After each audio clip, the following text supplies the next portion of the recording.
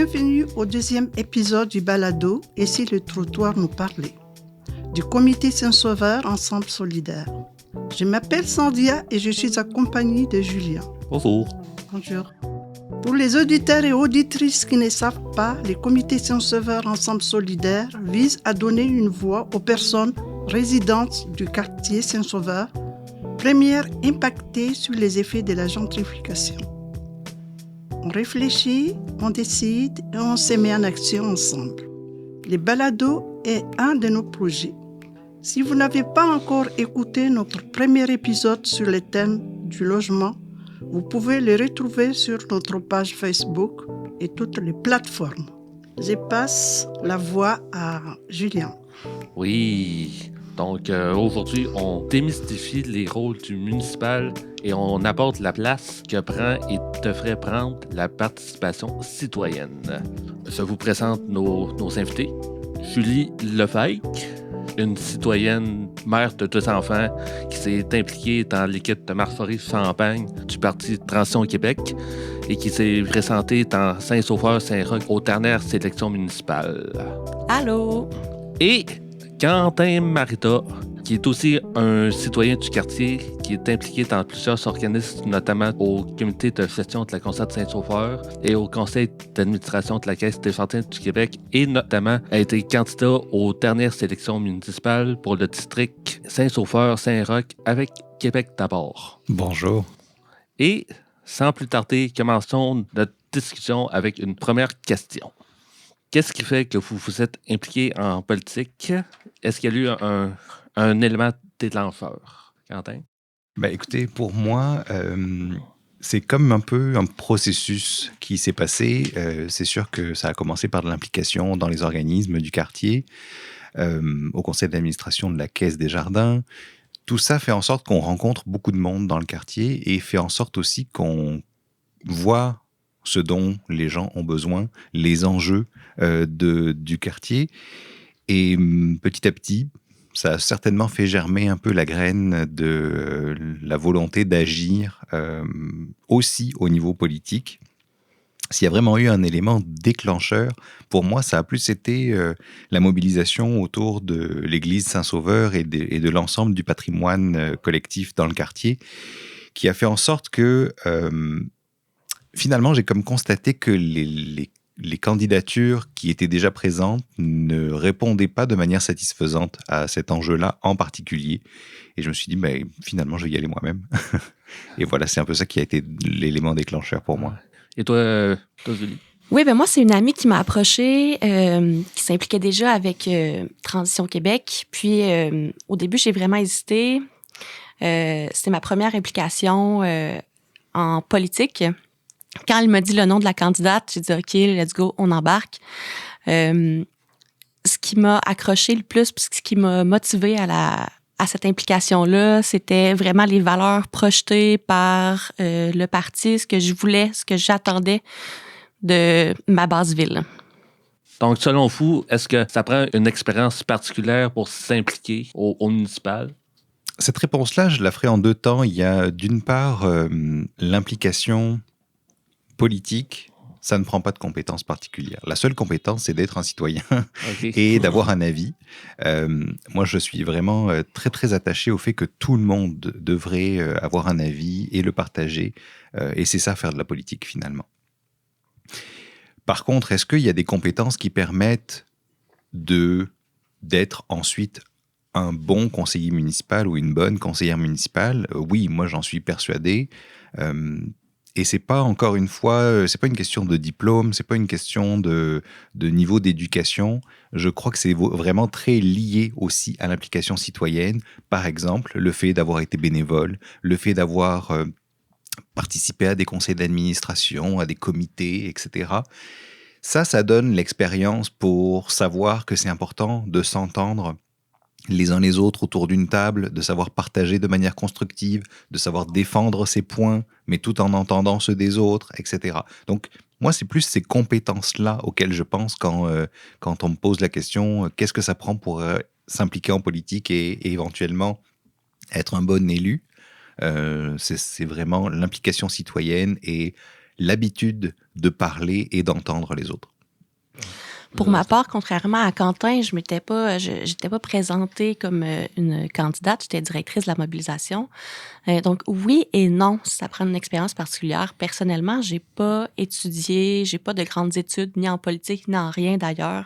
J'ai un AEC en scénarisation, mais j'ai plusieurs compétences qui se sont transférées à la direction de la mobilisation, de la campagne locale avec Marjorie, la gestion d'événements, la capacité d'adaptation, pendant une campagne, il faut se revirer de bord sur un scène à peu près 10 fois par jour. C'est quelque chose qui prend aussi beaucoup, beaucoup de temps, s'impliquer dans une campagne électorale. Oui, peut-être la capacité de dormir un petit peu moins longtemps pendant 45 jours. À toi. J'ai été aussi beaucoup entourée par des mentors pendant la campagne. Ça m'a vraiment aidée. Je suggère à tout le monde là, d'aller chercher des gens qui vont transférer leurs connaissances. Vous habitez les quartiers et pour Julie, tu travailles aussi dans le quartier. Vous avez aussi été proche des citoyens et citoyennes durant la campagne. Quels sont les principaux enjeux dans Saint-Sauveur et quel rôle le municipal joue dans ces enjeux? Premièrement, la crise du logement, vous en aviez parlé durant votre premier balado, donc Tout à fait. Je continuerai pas très longtemps sur le sujet. La gentrification de Saint-Sauveur, les gens qui ont habité Saint-Sauveur depuis toujours, que se font chasser par des rénovictions, par exemple. Donc, ça stresse vraiment beaucoup les gens. Le manque de services du RTC dans le quartier. Il y a des gens qui sont chanceux, qui peuvent décider d'être dans Saint-Roch à pied, mais dès que tu es en mobilité, tu as une difficulté avec physique, etc., ça devient très compliqué. Tout à fait, les personnes âgées. Oui, oui exactement. Entre autres, les personnes âgées, les familles aussi. La sécurité piétonne, oui. Faut avoir les yeux partout quand on est piétonne dans Saint-Sauveur.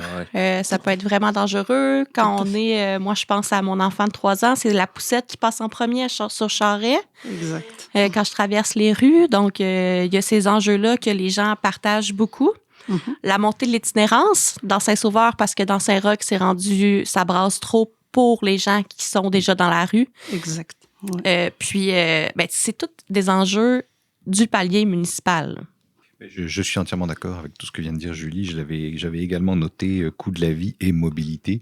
Puis dans coût de la vie, évidemment, il y a le coût du logement qui est vraiment de plus en plus inabordable dans Saint-Sauveur. J'ajoute aussi tout ce qui concerne les services alimentaires. On voit qu'il y a vraiment un enjeu d'accès à une épicerie abordable dans les quartiers centraux, en particulier dans Saint-Sauveur. Julie parlait de gentrification. Pour moi, c'est un enjeu important de voir que les commerces aussi deviennent de plus en plus onéreux. J'hésite pas à parler de commerces de plus en plus bobos. C'est sûr que sur Saint-Vallier, ça va être magnifique. La rue a été rénovée.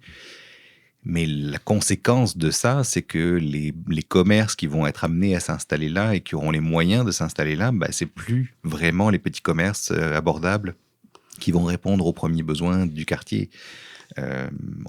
Tout à fait. Des cafés lattés à $8, ça, non seulement c'est cher, mais en plus ça nourrit pas.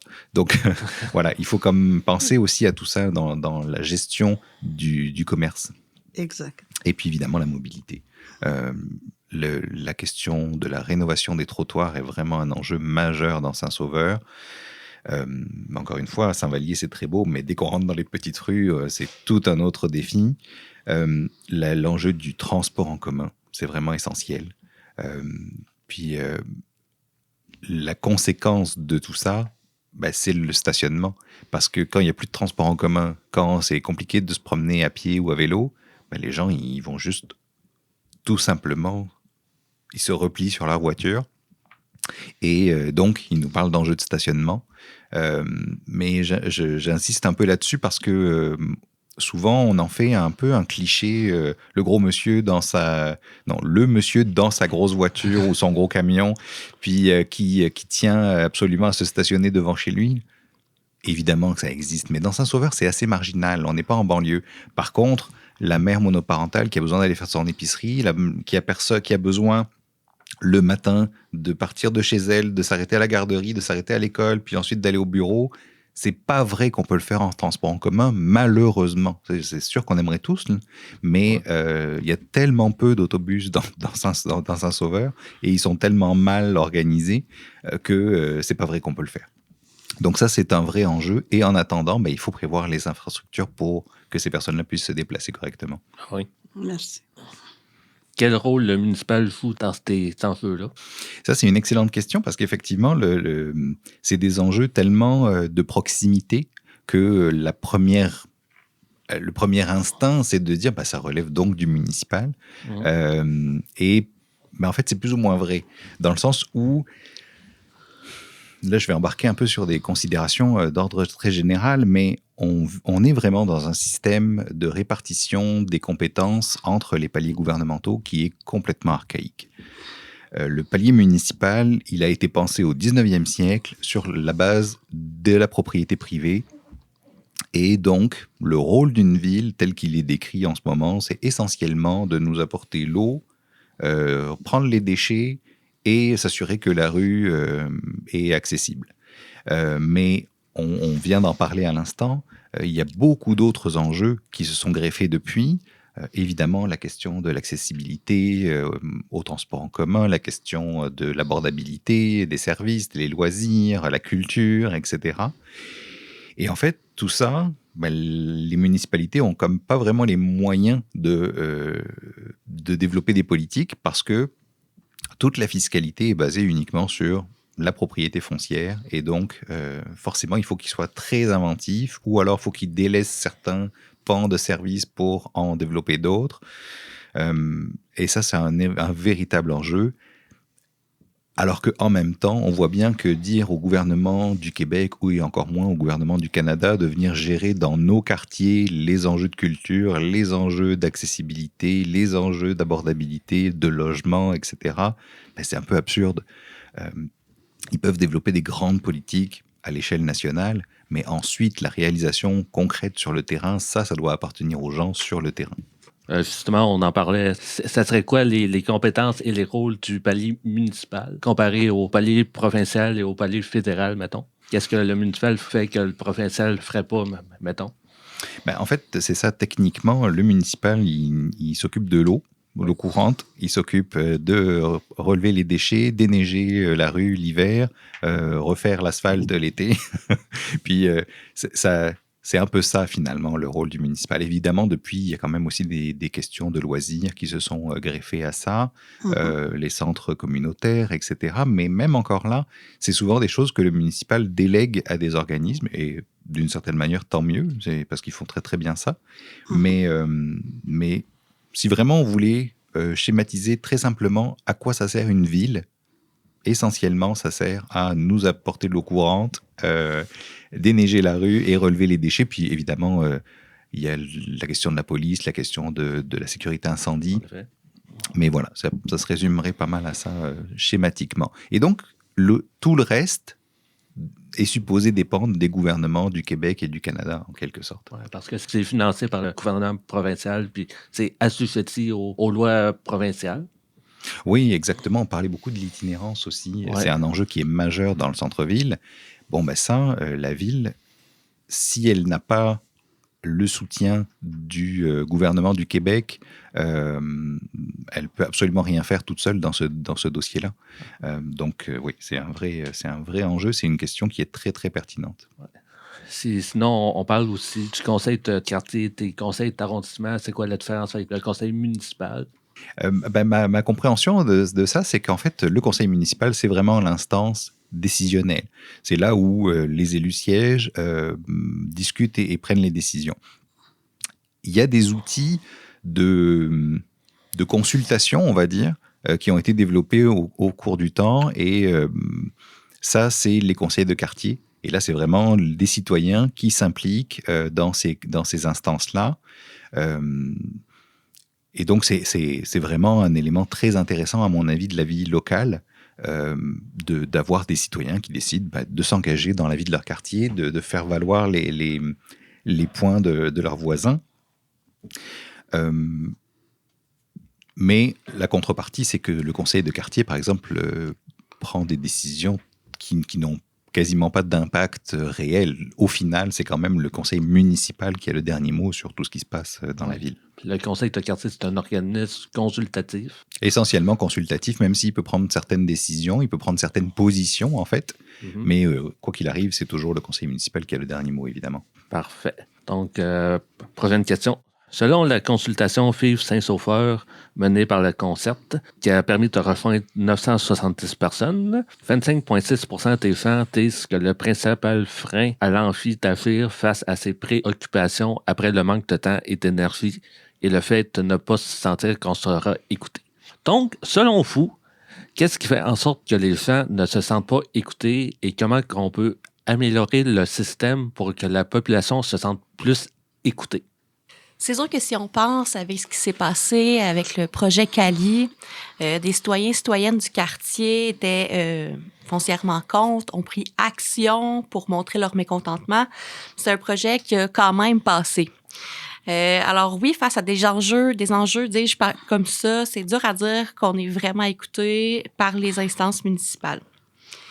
La politique, ça semble vraiment loin de nous. Hein?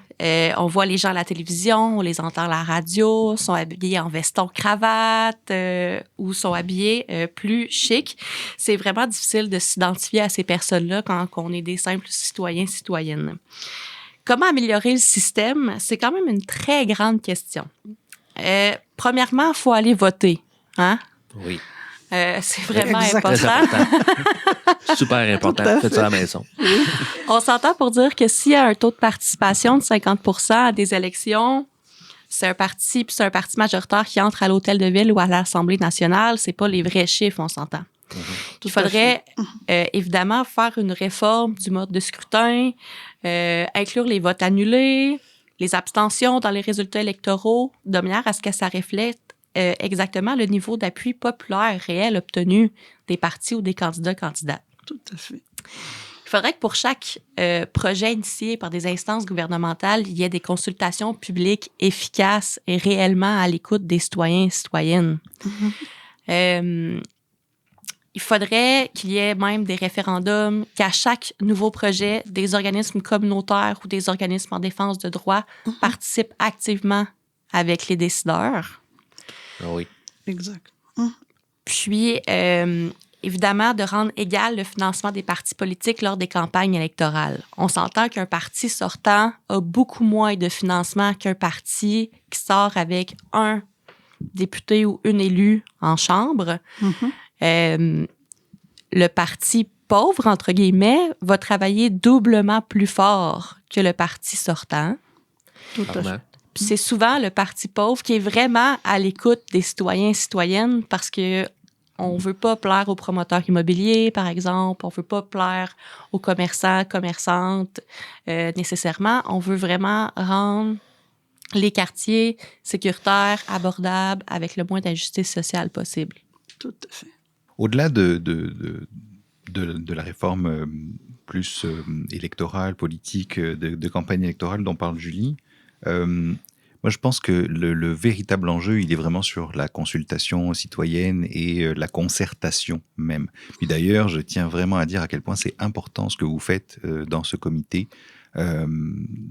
parce que justement, vous permettez aux gens de prendre la parole et de donner leur avis, de se concerter entre eux, et il faut vraiment plus de ça dans nos quartiers.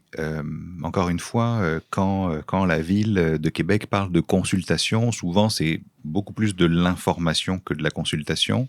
Et je pense que c'est ça qui décourage beaucoup les citoyennes et les citoyens, c'est de constater qu'ils prennent le temps d'aller à des rencontres, de s'asseoir dans une salle pour se faire expliquer des projets, et qu'en bout de ligne, quand ils prennent la parole, c'est relativement peu de temps, relativement peu écouté, et surtout que ça n'a pas vraiment de conséquences sur le projet final. Ça, c'est très, très, très démobilisant. Ça demande beaucoup d'implication pour très peu de résultats, donc évidemment, on perd toute motivation, alors que des initiatives de concertation, comme celles que vous faites, comme celles que font en général la Concert Saint-Sauveur et d'autres organismes, ça, c'est vraiment essentiel. Parce que là, on donne du pouvoir aux gens, on leur donne de l'influence, et c'est vraiment dans cette dans cette ligne-là qu'il faut insister. Moi, j'aimerais vraiment que l'échelon municipal, en particulier la Ville de Québec, fasse ce travail-là avec les organismes. C'est-à-dire que vraiment, elle sorte sa consultation de juste ce que font les fonctionnaires municipaux et qu'elle donne les moyens aux organismes de faire remonter les besoins et les avis de la population et que ça ait des vraies conséquences sur les décisions du conseil municipal. Merci. Comment mieux impliquer les citoyens et citoyennes dans les différentes instances municipales? Comment les rendre plus accessibles, de faire en sorte que les citoyens et citoyennes se sentent entendus? C'est vraiment toute la question de l'accès à l'information, l'accès à la participation citoyenne, aux instances dont on parlait justement. On voit très bien quand on participe au conseil de quartier, par exemple, ou quand on va dans les séances d'information, que c'est quand même une portion très spécifique de la population qui se rend dans ces rencontres-là, souvent plus âgée, souvent plus économiquement à l'aise, souvent plus culturellement à l'aise. Donc ça, c'est vraiment des enjeux, à mon avis, centraux, de rendre accessible cette culture de la concertation et de la consultation à tout le monde, au-delà des limites de capital culturel et de capital social qui, pour l'instant, sont vraiment l'élément discriminant, à mon avis. Donc ça, c'est un vrai enjeu. Et c'est pour ça que je pense qu'il faut vraiment s'appuyer sur les organismes, parce que les organismes ont ces moyens-là, savent bien faire ce genre de choses, entrer en contact avec les personnes un peu plus éloignées. Et ça, c'est vraiment eux qui vont pouvoir, à mon avis, permettre l'amélioration des enjeux de consultation et de permettre à tout le monde vraiment de donner son avis. Je vais faire du pouce sur ce que Quentin dit. C'est très privilégié de s'impliquer en politique. Tout à fait. C'est très privilégié de participer à une consultation publique. Ça prend un haut niveau de littératie. Ça prend la capacité de se rendre. Si on a des enfants, ça prend quelqu'un pour garder les enfants. Donc, il n'y a malheureusement pas beaucoup de mixité sociale. Puis, il faut être au courant qu'il y a une consultation publique à quelque part, telle date, telle heure, à tel endroit. Ça me prend Internet. Il y a beaucoup, beaucoup de barrières d'accès. Puis, ça, je trouve ça vraiment dommage parce que des consultations sur le parc du Rocher qu'on n'a pas demandé à des mères de famille qui vont utiliser le parc du Rocher le dimanche après-midi pour avoir un petit répit dans leur vie. Tout à fait. Des femmes qui vont travailler 40 heures semaine, qui font la file de dépannage alimentaire, qui ont 2 enfants seuls, n'iront pas en consultation publique un mardi soir. C'est pas possible. Il faudrait vraiment que nos élus aillent vers eux. On ne peut pas attendre qu'ils viennent vers nous. Ça ne fonctionnera pas. Il faut aller voir les organismes communautaires. J'inviterais les élus à aller prendre un café au parc Jean-Paul Lallier le matin avec des gens qui dorment là. Tout à fait. Puis qui se font remettre à la porte le matin, et ça à tous les jours. Ça serait pertinent d'avoir leur avis. Ça serait pertinent d'avoir l'avis des gens qui font la file le samedi matin aux sœurs aussi. Dans quel genre de milieu de vie ils veulent faire. Parce que c'est ça, des services de proximité. En effet. Selon cette même consultation qu'on parlait tantôt, 56%, donc un peu plus de la moitié des personnes disent qu'elles ne sentent pas pouvoir faire une différence pour améliorer la qualité de vie dans le quartier. Autrement dit, elles se sentent impuissantes. Donc, d'après vous, à quel palier les citoyens ont le plus de pouvoir? Bon, déjà, par principe, je pense que les gens ont le pouvoir là où ils le prennent. Ça, c'est quelque chose que j'aimerais que les gens retiennent, c'est que faut pas attendre qu'on nous donne la parole. Il faut la prendre. Parce que sinon, on nous la donne tout simplement pas. C'est beaucoup plus confortable pour tout le monde de ne pas aller écouter les gens. Donc ça, c'est vraiment la première leçon. Mais je trouve que le palier municipal, c'est celui où on a le plus de capacité à aller parler directement avec nos élus. Ils sont juste là dans nos quartiers. On a aussi une plus forte capacité d'influence parce que c'est juste mathématique dans le fond. Un élu à l'Assemblée nationale, il y a à peu près 50 000 personnes dans sa circonscription. Donc lui, c'est sûr que si on est 200 à se mobiliser, c'est relativement peu important. Si, par contre, au niveau municipal, des gens qui votent pour un conseiller municipal. Il y en a à peu près 5 000, 6 000 qui se déplacent pour voter. Quand on est 200, 300, là, ça commence à faire une différence très importante pour sa prochaine réélection. Donc, il faut garder toujours ça à l'esprit, à mon avis. C'est l'organisation communautaire, c'est la manière de se mobiliser ensemble et de prendre la parole sans attendre qu'on nous la donne. Quand on a un enjeu dans le quartier, mobilisons-nous, disons-le haut et fort, et normalement, ça finit par donner des conséquences. Et sinon, on continue. C'est pour ça qu'on fait ce podcast-là. Exactement. Je vais dire comme Quentin, la clé, c'est la mobilisation. Puis effectivement, c'est vraiment au palier municipal, je crois qu'on a le plus de pouvoir de par sa proximité. Avoir le pouvoir d'améliorer la qualité de vie dans un quartier, faut sortir dans la rue, faut écrire des lettres, faut se regrouper dans un groupe comme le vôtre aujourd'hui. Faut aller dans les organismes communautaires, pas nécessairement aller participer à des cafés-rencontres, etc., mais les organismes communautaires, souvent, les élus vont les approcher pour connaître les enjeux de telle ou telle clientèle. D'aller parler avec les intervenants et intervenantes d'un organisme communautaire selon vos besoins, ça peut vraiment aider à faire avancer la cause aussi. C'est sûr qu'on ne fera pas construire des coops d'un matin si on se réunit tous ensemble puis on se fait des réunions de 200 personnes. Mais c'est ça, en même temps, le pouvoir d'agir citoyen, citoyenne. Puis ça nous permet de brasser un petit peu le système, sortir du cadre établi, puis de faire parler de nous pour que ça avance. Tout à fait. C'est ça l'objectif. Puis plus qu'on fait parler de nous, plus qu'on crée des groupes, plus qu'on envoie des lettres aux élus, plus qu'on va sensibiliser aussi autant les élus que la population. Puis il y a peut-être un élément que j'ajouterais après avoir entendu Julie aussi, c'est tout ce qui concerne la reddition de comptes des élus. Je pense que ça devrait être mieux obligatoire pour les élus de venir nous rendre des comptes. Puis de partir de voilà ce que je vous avais promis, voilà où on est rendu, et avec des données tangibles, pas simplement leur cassette, de dire oui, on va continuer, vous inquiétez pas. C'est non, vraiment pouvoir dire je vous avais promis telle affaire, voilà où on est rendu aujourd'hui. Quand ils vont rencontrer les organismes communautaires, pouvoir leur dire sur tel enjeu qu'on avait identifié ensemble, voilà où on en est.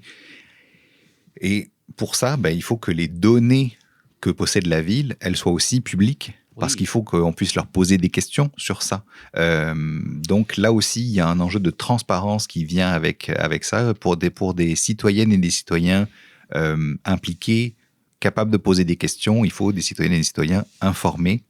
Et donc, il faut que les données soient transparentes et publiques. D'accord. Merci.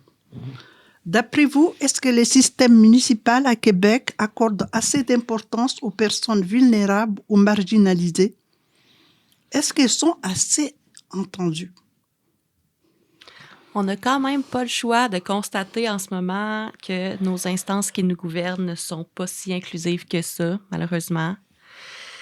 Voire pas du tout. Ça fait longtemps qu'on n'a pas entendu de parité au sein des ministères.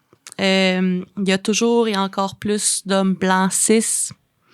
Récemment, un panel de discussion à TVA, une femme s'est fait traiter dans les commentaires d'hystérique parce qu'elle avait levé le ton dans un argumentaire. Jamais on aurait parlé de ça si c'était un homme blanc là, qui aurait levé le ton. Voilà. Puis en ce moment, je parle même pas d'intersectionnalité. Là. Je parle pas de Rouba Ghazal, qui est une femme racisée en politique qui doit recevoir des commentaires haineux et ça à tous les jours. Être une femme en politique, c'est toujours vivre dans l'intimidation, dans la confrontation. Il y en a pas assez de femmes en politique. On n'en voit pas assez encore pour qu'on puisse s'identifier à elles. Il y a encore beaucoup de voix à paver, là. Non. Avec la sueur de nos fronts. On veut souvent tasser les gens qui dérangent. Pourtant, c'est eux qui subissent le plus les décisions. Toutes les coupures qu'il y a en ce moment au Québec dans les organismes communautaires, dans les services directs à la clientèle. Pour que ces personnes se fassent entendre, il faut sortir dans la rue comme il y a eu le 29 novembre à Montréal. C'est quand même pas normal qu'on doive sortir dans la rue pour rappeler qu'il y a des gens plus vulnérables et plus marginalisés qui ont le droit à la voix, eux aussi. La plupart des gens impliqués, on en parlait tantôt, c'est pas nécessairement des gens qui vont faire partie d'un groupe plus marginalisé. Hein. L'implication sociale politique, c'est vraiment, vraiment très haut lieu dans la pyramide, dis-je, de Maslow. Comment s'assurer que ces personnes vulnérables soient entendues? Comment on peut faire? Toujours s'assurer de collaborer avec les organismes communautaires parce que c'est vraiment le point pivot entre tout le monde. D'ailleurs, même des intervenants d'organismes communautaires avec le peu de financement qu'on a, on peut parfois être nous-mêmes vulnérables. Tout à fait. Mais c'est vraiment la clé du succès, c'est d'aller à la rencontre des organismes communautaires, d'aller prendre un café avec le comité des citoyens et citoyennes du quartier Saint-Sauveur, de jaser avec la Concerte. Idem pour dans Saint-Roch avec l'Engrenage Saint-Roch, par exemple, ou le Café Rencontre Basseville, qui connaissent super bien leur communauté. C'est comme ça qu'on va faire valoir la voix des gens vulnérables et marginalisés. Puis, on peut leur dire salut dans les coins de rue, ils ne nous mangeront pas. C'est vraiment un enjeu, la consultation et le fait de donner accès à ces personnes-là. Effectivement, le milieu communautaire est la porte d'entrée principale, à mon avis. Mais il y a aussi, il faut vraiment prendre en compte comme je le disais un peu plus tôt, le capital culturel et social. Et malgré tout, il nous reste une responsabilité en tant que citoyennes et citoyens de répondre à ces codes-là. C'est peut-être un peu décalé ce que je vais dire, mais c'est vrai, tout ce que disait Julie sur la place des femmes en politique, le fait que les femmes se font littéralement insulter pour aucune raison valable, que parce qu'elles sont une femme, dès qu'elles lèvent la parole, elles se font traiter d'hystériques, de folles, etc. C'est inadmissible. Là-dessus, il n'y a aucun compromis possible. Et en même temps, il faut travailler à rentrer dans le moule, entre guillemets, même si c'est assez horrible de dire ça, parce que sinon, on ne peut pas vraiment faire changer non plus la machine de l'intérieur. Il faut trouver le bon équilibre entre les deux. Il ne faut jamais renier qui on est, notre culture, notre identité, etc. Mais en même temps, il faut arriver à être suffisamment respectable pour être entendu et que notre message soit relativement efficace. C'est pas simple. Je pense que ce que vous êtes en train de faire en ce moment avec ce podcast, c'est exactement ça. C'est-à-dire que vous êtes qui vous êtes, mais en même temps, vous utilisez un outil qui est agréable à écouter, qui est super pertinent. Moi aussi, j'ai entendu votre premier épisode et qu'est-ce que c'était bon et surtout très pertinent. Merci. Et ça, c'est des outils de prise de parole qui sont relativement consensuels pour tout le monde, mais en même temps, où vous arrivez à dire exactement ce que vous voulez. Donc, cet équilibre-là, il faut le trouver. D'un point de vue plus personnel, moi, je suis un homme homosexuel, parfaitement assumé à ce sujet-là, même plutôt revendicateur. Je me souviens pas, depuis mon âge adulte, de ne pas avoir participé à aucune manifestation sur ce sujet. Ça vient avec un enjeu de légitimité dans l'espace public. Ça vient parce que quand on grandit en se disant qu'on n'est pas normal, moi j'ai maintenant un peu plus de 40 ans, quand j'ai grandi, c'était pas normal. Et malgré tout, on finit par internaliser ce fait-là de se dire, je sais que je suis minoritaire dans la société, je sais que je suis pas normal, même si c'est un mot que je déteste, mais...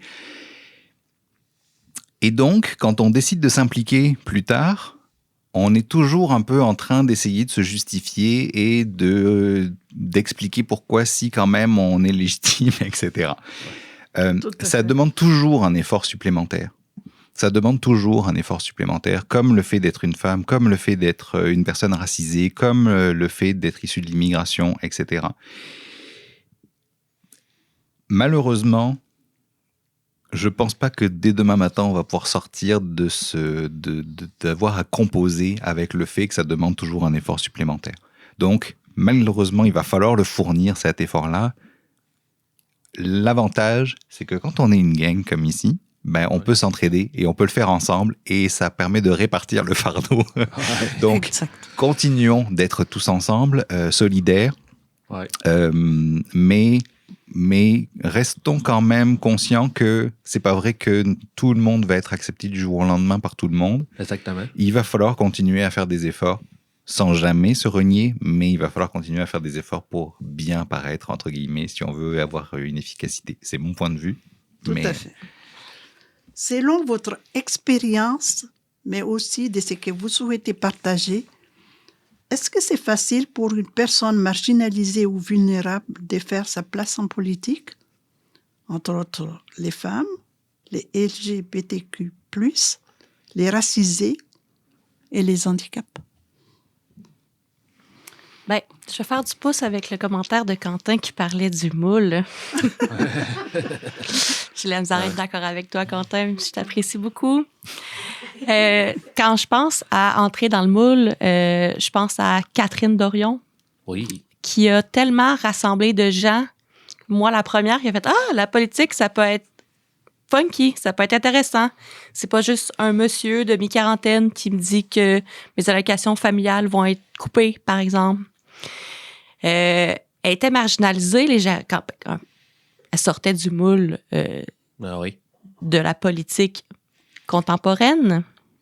Puis évidemment qu'on parlait beaucoup trop souvent de ses habits que de ses propos, mais elle a vraiment intéressé les gens à la politique tout en sortant du moule. Fait que je rajouterais le fait que sortir, si on sort jamais du moule, même si je sais que d'une certaine manière, c'est comme ça qu'on va réussir en politique, là, c'est pour ça que je ne serai jamais candidate. Si un jour vous me voyez sur des pancartes, appelez-moi. C'est sûr que ça va pas super bien, mes affaires. Mais si il n'y a jamais personne au pouvoir qui sort du moule, il n'y a jamais personne de marginalisé, de vulnérable qui va s'identifier à la politique, puis ça va toujours être un système beige, blanc, poche comme celle-là en ce moment, tu sais. Non, c'est parfaitement vrai. Puis encore une fois, je pense qu'il faut que tout le monde reste très, très, très identique à soi-même, en fait. Il ne faut pas chercher à être un personnage. L'exemple que j'utilise souvent, c'est celui de la lecture. Et il se trouve que quand on apprend à lire, on sait que B, A, ça fait bas, et puis on est comme obligé de passer par là pour comme s'entendre tous ensemble et parler la même langue. Tout à fait. Mais ça n'empêche pas de rester qui on est. C'est vraiment de trouver le bon équilibre. Puis je suis entièrement d'accord, il faut remettre de la couleur en politique, il faut remettre de la normalité en politique, partout d'ailleurs. Il n'y a pas un seul modèle de famille, il n'y a pas un seul modèle de personne, il n'y a pas un seul modèle de société. Je rêve d'une ville où on peut juste sortir le soir, où il y a des activités, où c'est accepté d'avoir de la vie le soir dans nos rues, où on peut faire du bruit à certains endroits, bref, etc. Et que tout ça soit abordable à tout le monde. Il faut des modèles alternatifs, on est entièrement d'accord là-dessus. Absolument. Mais pour être efficace demain matin, il faut parler la même langue que ces gens-là. Et il est là un peu l'enjeu. Mais c'est sûr que ça nous demande des efforts et c'est sûr qu'en même temps, on ne veut pas leur faire trop plaisir non plus parce que sinon, on perd la raison de pourquoi on veut faire ça. Ben oui, absolument. Mais puis je le comprends de rentrer dans le moule pour y arriver, effectivement. Mais moi, ce qui me dérange dans tout ça, puis dans ce qu'on vit en ce moment, surtout à l'international,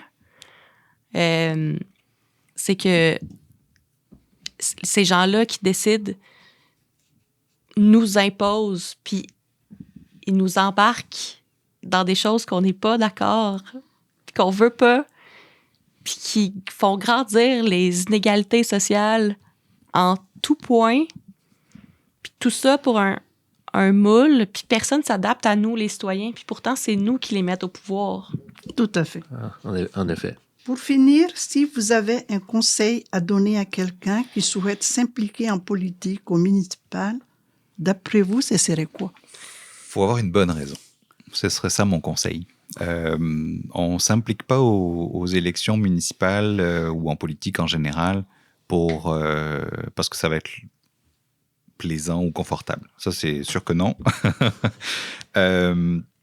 Ça demande beaucoup de temps, ça demande beaucoup de patience, ça demande beaucoup d'argent aussi, il faut quand même le dire. Ça demande beaucoup de sacrifices personnels. Donc, il faut avoir une bonne raison. Et je pense que la meilleure des raisons, c'est simplement de vouloir représenter les gens auprès desquels on vit, nos voisins, les gens auprès de qui on s'implique dans les organismes. Ça, pour moi, c'est la raison valable. Puis je pense que si on est bien aligné avec ça, si on sait pour qui on le fait et pourquoi, quel est notre objectif, que c'est clair, qu'on est capable de faire les efforts et les sacrifices que ça demande, et donc qu'on est bien soutenu, parce que on ne peut pas faire ça si on n'a pas une équipe. Dans ce cas-là, on est sûrement sur les bons rails. Mais même là, des fois, tout est réuni, on sait où on veut aller, on a l'équipe, et pourtant, ça n'aboutit pas. Il faut aussi accepter, je pense, de vivre avec ça, c'est-à-dire que la démocratie, c'est un excellent système, mais c'est vraiment pas un système parfait. Puis des fois, c'est juste une question de timing, c'est juste une question d'opportunité, c'est une question que à ce moment-là, c'était pas le bon moment et ça marche pas. Il faut aussi être un peu fataliste par rapport à ça et surtout se rappeler que c'est jamais à propos de soi. Un engagement politique, c'est à propos du collectif et à la fin, les gens finissent toujours par avoir raison. Des fois, on est déçu. Je suis bien placé pour le savoir. Ah ouais. Mais à la fin, les gens ont toujours raison parce que c'est ça, la beauté de la démocratie. Puis on fera mieux la prochaine fois. On sera mieux organisé. On aura un meilleur timing. Puis voilà, c'est un peu ça. C'est un peu comme ça qu'il faut l'aborder, je pense. Et toujours se rappeler que c'est pas un jugement sur soi, mais c'est un jugement sur de quoi on a besoin en ce moment. T'as tellement raison que c'est pas sur soi-même qu'il faut porter ça, sinon ça serait vraiment trop lourd, surtout quand on compare. La première chose que je donnerais, que je dirais en conseil, c'est de s'entourer d'une équipe solide que ça te dérangera pas de voir 80 heures semaine. Parce que les équipes locales d'élection, je sais pas pour toi, Quentin, mais moi, c'est devenu des amis super proches, du jour au lendemain. Là. Si tu as envie de t'impliquer, il faut vraiment que tu le fasses avec les valeurs les plus profondes que tu as, parce que ça va aller chercher tout ce que tu as. Tout ton petit jus va passer dans la campagne. Une campagne municipale, c'est 45 jours. C'est l'expérience d'une vie. C'est ce que je dirais à tout le monde. Je dirais, let's go. Vas-y faire une soirée d'appel de pointage au local électoral juste une fois, juste pour le vivre, tu sais. Ouais. C'est intense, c'est spécial. Là. Tu dis, OK, c'est ça, c'est comme ça que ça fonctionne. C'est pour ça que je me fais appeler. Ouais. Va vivre une sortie de vote. En plus, le dîner est souvent inclus. Juste ça de même. C'est vraiment une expérience extraordinaire, remplie d'humains, puis tout le monde se prend la main, puis on avance tous vers le même but. C'est quand même extraordinaire. Là. Ouais. J'ajouterais juste, d'ailleurs, puisqu'on parle de ça, Julie et moi, on n'était pas dans la même équipe. Non. Mais ça fait partie de la beauté de l'implication politique. C'est que je pense qu'on s'est rencontrés, ça a été... Ok, je vous raconte une anecdote. Je passe devant le métro Saint-Roch et je croise Julie. Et là, elle me dit, n'oublie pas de manger. Ça a l'air de rien, ça a l'air ridicule, mais je vous assure qu'au milieu d'une campagne électorale, rencontrer quelqu'un qui te dit « pense à toi, n'oublie pas de manger, je sais ce que tu es en train de vivre », ça fait tellement du bien, ça fait tellement toute une différence que c'est le genre de choses qui marquent beaucoup plus que les 500 personnes qui nous ont juste dit non quand on est venu frapper chez eux et puis que ça, finalement, on oublie le lendemain. Donc vraiment, restez toujours humain. Quoi qu'il arrive, pensez que vous faites affaire avec des gens qui sont aussi des humains comme vous. Et quand on s'adresse à qui que ce soit, restons bienveillants, restons dans la dignité et tout va bien aller, quel que soit le résultat. Restez proche des candidats adversaires. C'est quand même les seules personnes qui savent exactement ce que tu vis. Parce que faire campagne, c'est très précis et très niché. Puis, on a pris un verre ensemble à la foire brassicole. On a eu du plaisir. C'était exceptionnel. Quel moment? 2 adversaires qui build up dans un événement de quartier. Mais c'est parce que Eleni, Quentin, Marjorie, toutes les personnes qui se sont... Parce que j'ose croire que toutes les personnes qui se sont présentées, ils ont à cœur le même quartier que moi. Mhm. Ah oui. C'est une passion commune, une assise commune exceptionnelle, là, d'avoir la passion aussi forte pour un quartier que d'arrêter de dormir puis manger pendant 45 jours. Ouais, tu sais, je peux rajouter, je suis allé au Tépa, tes candidats, puis on le sentait. Mhm. On le sentait comment? Vraiment. Merci Julie et Quentin d'avoir pris le temps de discuter avec nous et de répondre à nos questions. Vos interventions ont permis à nous éclairer sur le municipal et ce qui en découle. Cette discussion a été très pertinente et on espère que nos auditeurs vont trouver aussi pertinent pour eux. Puis sur ce, je remercie Julie et Quentin pour leur intervention. On vous présente maintenant le témoignage de Félix-Antoine, citoyen de Saint-Sauveur. Merci Sandia, merci Julien. Vu qu'on s'approche du temps des fêtes, j'ai pensé faire mon témoignage sous une forme d'un conte.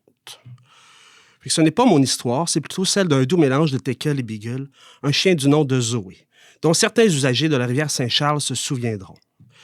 C'est en 2019, oreilles au vent, que cette Zoé m'amena en promenade temporelle à travers la ville, particulièrement mon quartier, le quartier Saint-Sauveur, ou Saint-Saul pour les initiés, et aussi à travers les gens dans un flot de découvertes urbaines.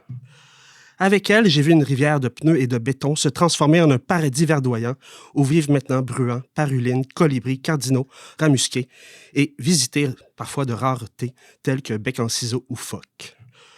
Comme tout bon chien, et moi, fort de l'imiter, nous reniflâmes un peu partout, surtout certaines personnes qui sentaient bon. Ce n'était pas leur odeur corporelle qui sentait bon, mais leur âme. C'est donc avec notre pif spirituel que nous humâmes des Marc-André, des Louise, des Marie-Josée, des Pierre-Luc, des Catherine, des Denis, des Julie et j'en passe, mais que j'aurais aimé nommer. Certaines personnes avaient des odeurs plus intrigantes, telle une Alexa Sainte-Marie, qui est l'initiatrice des cuistots du frigo. « Zoé, reviens ici. Bon, c'est le frigo partage au CSBV qui t'attire. Tiens, un sandwich des cuistots. Une bouchée pour moi, une pour toi. » Le temps de cette pause, je peux bien vous parler des cuistots du frigo.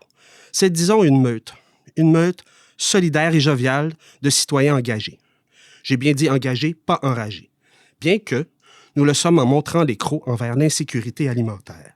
Ce, de concert avec la Concerte.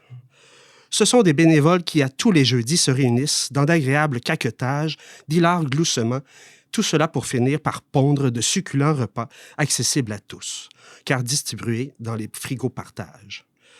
J'en profite pour passer un petit message. Les cuistots du frigo ont besoin de bénévoles. Je vous invite à aller voir leur page Facebook. Bon, j'ai quitté un peu mon fil original, mais revenons à nos motos, à notre chien plutôt. Ce quartier n'offre pas que de bonnes odeurs. Il est important de le mentionner. Mais ma petite Zoé, pisteuse hors pair, fut bonne zoé-thérapeute pour beaucoup avec son petit air à remonter le moral.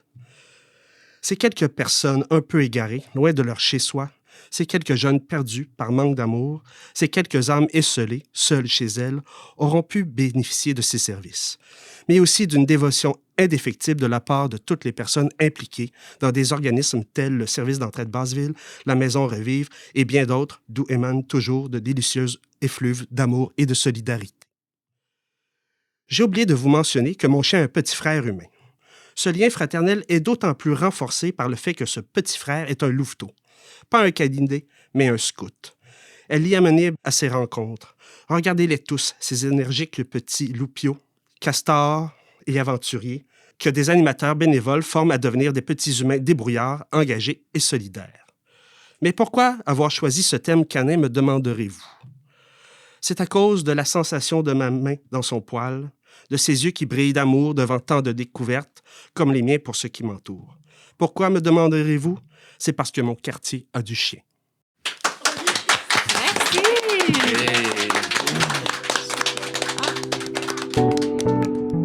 Merci! Merci beaucoup à nos auditeurs, nos invités Julie, Quentin et Félix-Antoine. Merci à CKIA, la Concerte et la Fondation Lucie et André Fognon. Ici, Sandia et Julien pour les balados et si les trottoirs nous parlaient.